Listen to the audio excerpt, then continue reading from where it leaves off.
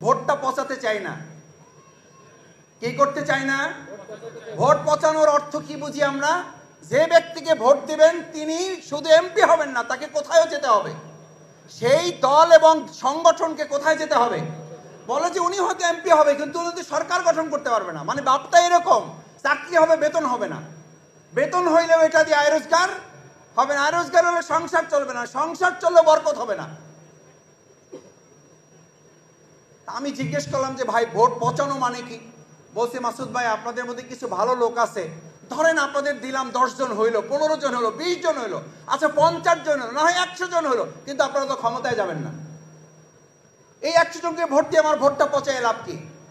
সম্মানিত বরিশালের বাউফলবাসী, আমরা এই বছর শুধু বাউফলে নয় গোটা বাংলাদেশের মানুষের কাছে এই আহ্বান পৌঁছাতে চাই। বাংলাদেশ স্বাধীনতার 53 বছর এই দেশের মানুষ তাদের ভোট পচিয়েছে। 2024 সালের এই গণ আন্দোলনের পর আগামী দিনের যে নির্বাচন হবে, ইসলামের পক্ষে, সততার পক্ষে আমার ভোট দিয়ে আমি ভোট পচাবো না, বরং আল্লাহর জমিন, আল্লাহর দ্বীনের জন্য ভোটকে আমি সমুন্নত করব।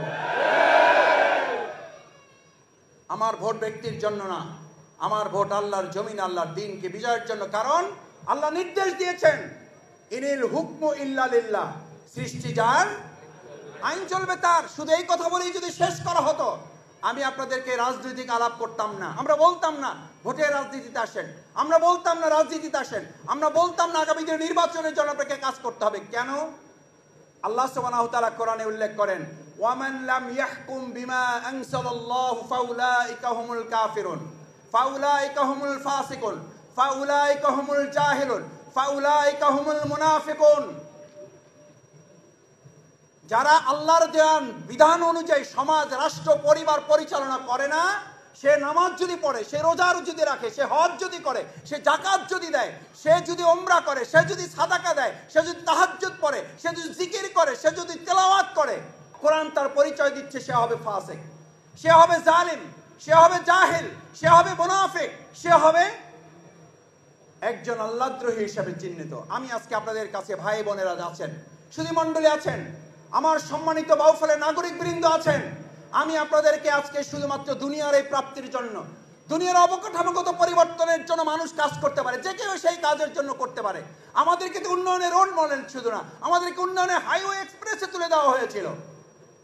আমাদের এই বরিশালের সেতু নির্মাণ করে বলা হয়েছে বরিশালে এখন মানুষ বসে বসে খেতে পারবে।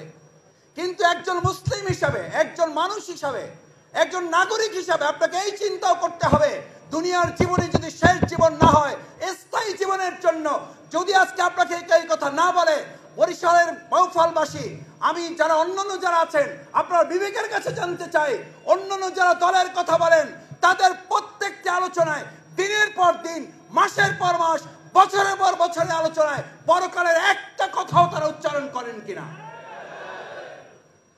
তার মানে হচ্ছেন তারা আপনাদেরকে দুনিয়ার এই ক্ষণকালীন কিছু সময়ের কথা বলেন, কিন্তু স্থায়ী যে মূল জীবন, সেই জীবনের কথা তারা আপনাদেরকে স্মরণ করতে দেন না। এই জন্য তারা জানেন পরকালের কথা স্মরণ করলে দুনিয়াদার এই সমস্ত নেতৃত্ব দিয়ে গোটা বাংলাদেশ শুধু নয় 1 ইঞ্চি জমি উন্নতি করা সম্ভব হবে না।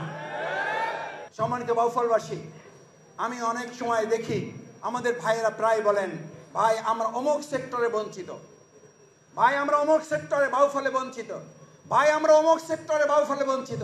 আমি তখন তাদের দিকে তাকিয়ে বলি, ভাই বিগত 15.5 বছর শুধু নয়, 53.5টা বছর আমাদের গোটা বাংলাদেশের মানুষদেরকে প্রজা বানিয়ে কিছু সংখ্যক লোকেরা মালিক বনে গিয়েছিল।